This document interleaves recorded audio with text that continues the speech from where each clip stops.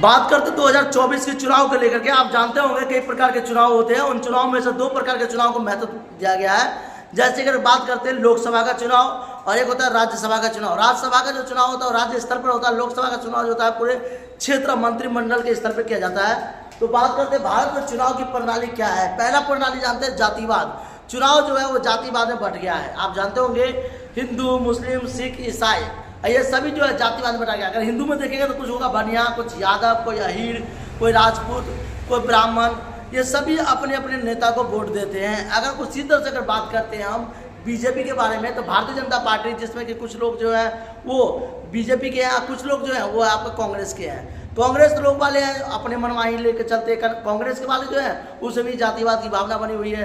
तो इसी तरह से प्राचीन काल में देश को आज़ादी कराने वाला देश पहला जो था वो कांग्रेस ही था। क्योंकि जानते होंगे 28 दिसंबर 1885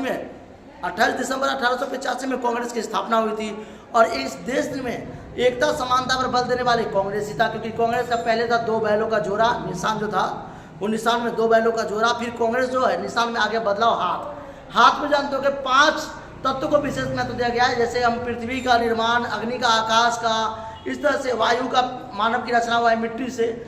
तो 5 तत्व होता है। और देखा जाए तो छोटा बड़ा सभी तरह के लोग होते हैं, जाति होते हैं। तो कांग्रेस का जो है वो मुट्ठी बन गया, यानी हाथ बन गया। हाथ जो मुट्ठी बन जाता है तो पावर बन जाता है। तो कांग्रेस का जो निशान था वो हाथ आ गया। इस तरह से बीजेपी, भारतीय जनता पार्टी, जिसकी स्थापना जो है 1900 याद रखिएगा 84 के आसपास में हुआ था। और इसके बाद जो है इसके जो संस्थापक थे वो कौन थे, तो आप जानते होंगे श्यामा प्रसाद मुखर्जी, जिसे भारतीय जनसंघ पार्टी के नाम से जाना जाता था। और ये भारतीय जनसंघ पार्टी जो बाद में भारतीय जनता पार्टी बन गया था। दीनदयाल उपाध्याय और श्यामा प्रसाद मुखर्जी जैसे बड़े बड़े व्यक्तियों ने इसमें साथ दिया था।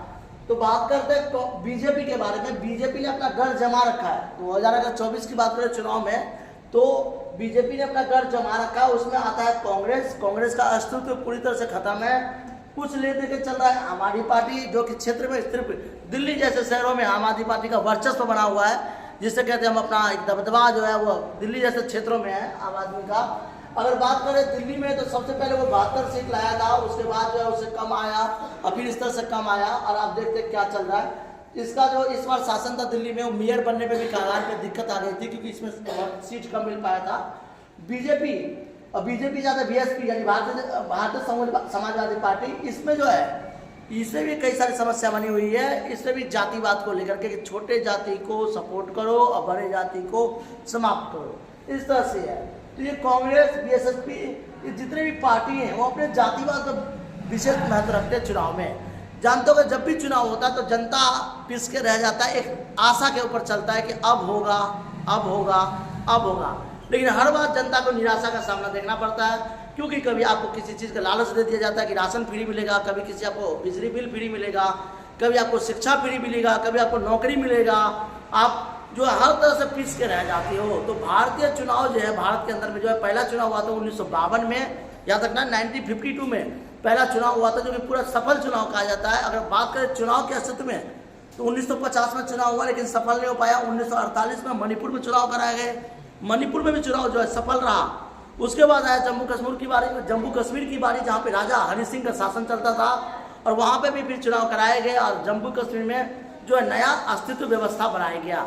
इस तरह से भारत के अलग अलग राज्य में जो है वो आज़ाद हुआ। भारत का सबसे पहले राज्य देश के नाम बताता, जो भारत में स्वतंत्र प्राप्त करने वाले देश थे। अगर आपसे पूछा जाता कि भारत का एक ऐसा राज्य के देश के नाम बताइए, भारत के अंदर में एक ऐसा क्षेत्र जो सबसे पहले आज़ादी प्राप्त किया था, याद रखना मिजोरम, नागालैंड, ये एक ऐसे क्षेत्र थे। अरुणाचल प्रदेश, ये ऐसे क्षेत्र थे जो सबसे पहले आज़ाद हो गए थे।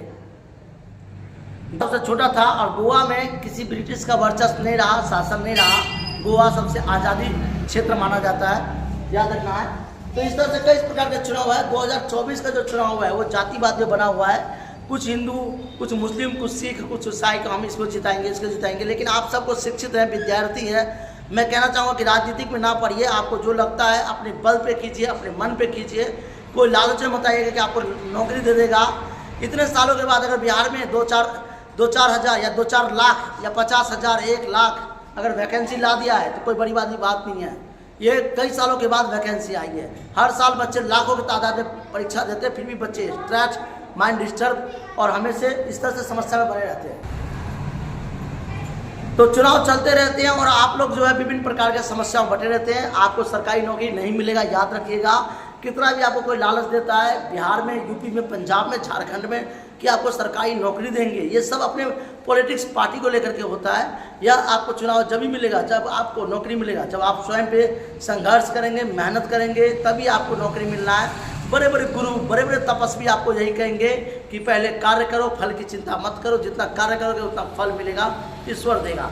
तो चुनाव में आप लोग जातिवाद न लाएं, धर्मवाद न लाएं, हिंदू मुस्लिम न लाएं, सब एक समझे, देश के लिए सोचे, देश राष्ट्र के हित के लिए सोचे। जय हिंद, जय भारत।